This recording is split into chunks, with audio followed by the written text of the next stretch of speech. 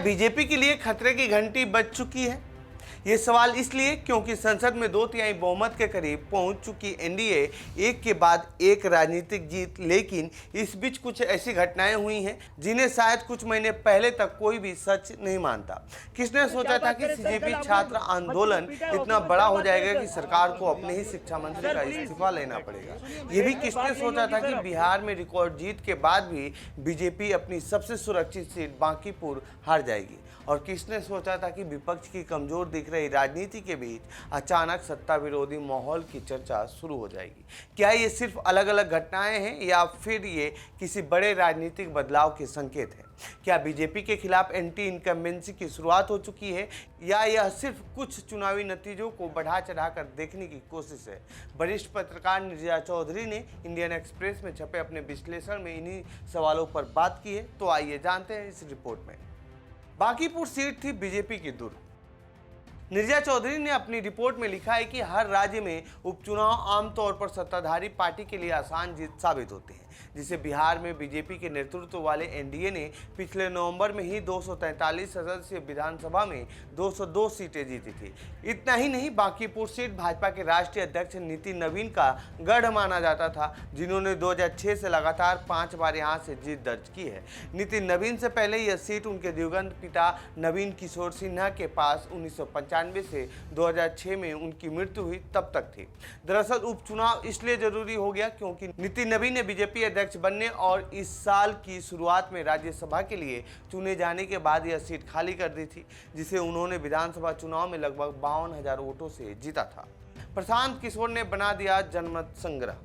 बिहार के पहले बीजेपी मुख्यमंत्री बनने के बाद सम्राट चौधरी पहली बार किसी चुनावी परीक्षा से गुजर रहे थे। यह बांकीपुर विधानसभा सीट का उपचुनाव था। माना जा रहा था कि वे इस सीट को जीतने के लिए पूरी ताकत लगाएंगे, क्योंकि जनसुराज पार्टी के संस्थापक प्रशांत किशोर ने इसे सीधे सम्राट चौधरी के नेतृत्व की परीक्षा बना दिया था। सम्राट चौधरी कुशवाहा समुदाय से आते हैं, इसीलिए उम्मीद थी कि वे अपने पिता और समाजवादी नेता शौकनी चौधरी की राजनीतिक विरासत को आगे बढ़ाते हुए कुर्मी और कुशवाहा समुदाय के लौकुश समीकरण को मजबूत करेंगे। लेकिन बांकीपुर में मिली हार ने न सिर्फ सम्राट चौधरी के नेतृत्व पर सवाल खड़े कर दिए, बल्कि इसे बीजेपी के लिए भी बड़ा राजनीतिक झटका माना जा रहा है। बांकीपुर के नतीजे क्यों अहम हैं? बांकीपुर में बीजेपी के खिलाफ नाराजगी तो थी, लेकिन आरजेडी को भी मतदाता एक मजबूत विकल्प के रूप में नहीं देख रहे थे। ऐसे में लोगों ने एक नए विकल्प के तौर पर प्रशांत किशोर और उनकी जनसुराज पार्टी पर भरोसा जताया।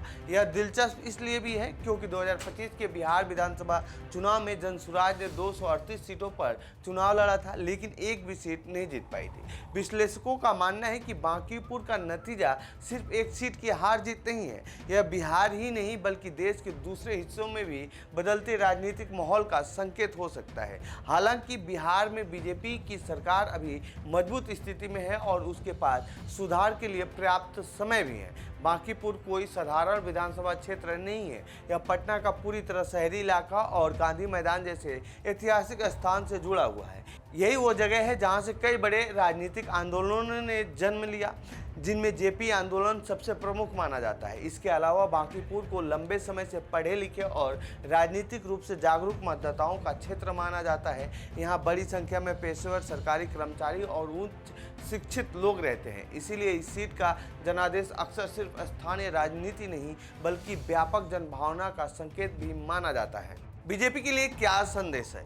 बांकीपुर के नतीजे बीजेपी के लिए कई राजनीतिक संकेत छोड़ते हैं। पार्टी के कुछ नेताओं और एनडीए के सहयोगियों का मानना है कि लोगों ने सत्ता के अहंकार के खिलाफ वोट दिया और सरकार को एक संदेश देने की कोशिश की। चुनाव के दौरान यह भी चर्चा रही कि बीजेपी खेमे से किसी ने कहा था कि पार्टी का कुत्ता बिल्ली भी बांकीपुर से चुनाव जीत जाएगा। प्रशांत किशोर ने इसी बयान को चुनावी मुद्दा बनाया और प्रचार में बार बार उठाया। राजनीतिक विश्लेषकों का मानना है कि यह नतीजा इस बात का भी संकेत हो सकता है कि बीजेपी का पारंपरिक समर्थक वर्ग, खासकर उन जातियों का एक हिस्सा पार्टी से नाराज दिख रहा है। इसकी झलक इसी साल तब भी देखने को मिली थी जब सामान्य वर्ग के कुछ संगठनों ने यूजीसी के नए समानता यानी इक्विटी मानकों का विरोध किया था। उनका आरोप था कि ये नियम ओबीसी के पक्ष में ज़्यादा झुके हुए हैं। हालांकि यह मुद्दा अभी भी राजनीतिक बहस का विषय बना हुआ है। सामान्य वर्ग की नाराजगी और युवाओं का असर। राजनीतिक विश्लेषकों का मानना है कि हाल के दिनों में कई ऐसी घटनाएं हुई जिन्होंने सरकार के खिलाफ नाराजगी बढ़ाई। पटना विश्वविद्यालय छात्र संघ चुनाव में कांग्रेस के छात्र संगठन एनएसयूआई का अध्यक्ष पद जीतना भी उसी बदलाव का संकेत माना जा रहा है। वहीं भोजपुर में सामाजिक कार्यकर्ता भरत तिवारी की कथित फर्जी पुलिस मुठभेड़ में मौत को लेकर भी राज्य में काफी विरोध देखने को मिला।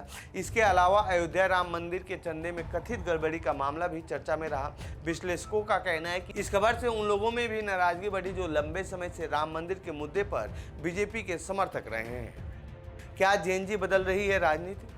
इस पूरे राजनीतिक माहौल में जेएनजी यानी युवा मतदाताओं की भूमिका भी अहम मानी जा रही है। भारत की कुल आबादी में जेएनजी की हिस्सेदारी करीब 26% है, जबकि बिहार में यह 29% से ज़्यादा बताई जाती है।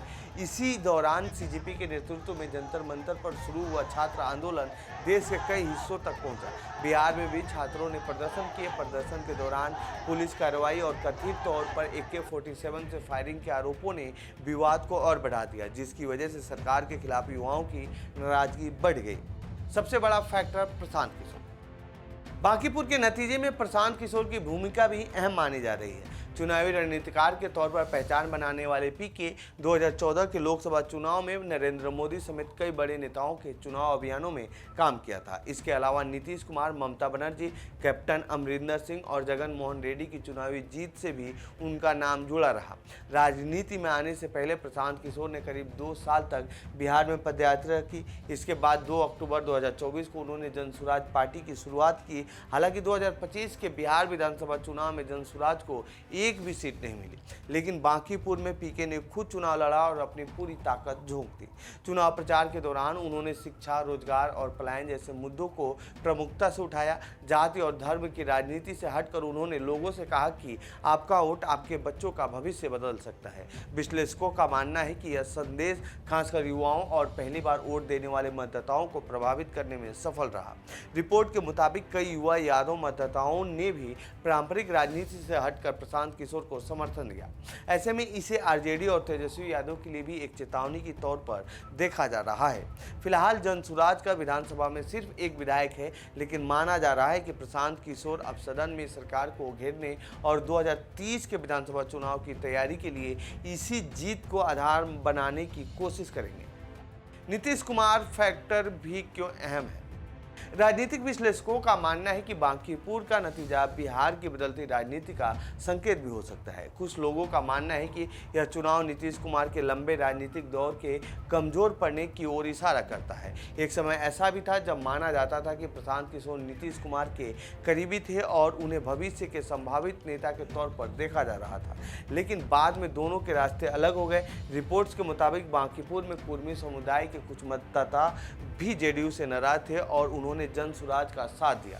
हालांकि यह दावा चुनावी विश्लेषणों पर आधारित है। दिलचस्प बात यह रही है कि बांकीपुर के नतीजे आने के अगले ही दिन प्रधानमंत्री नरेंद्र मोदी संसद में नीतीश कुमार के साथ नजर आए।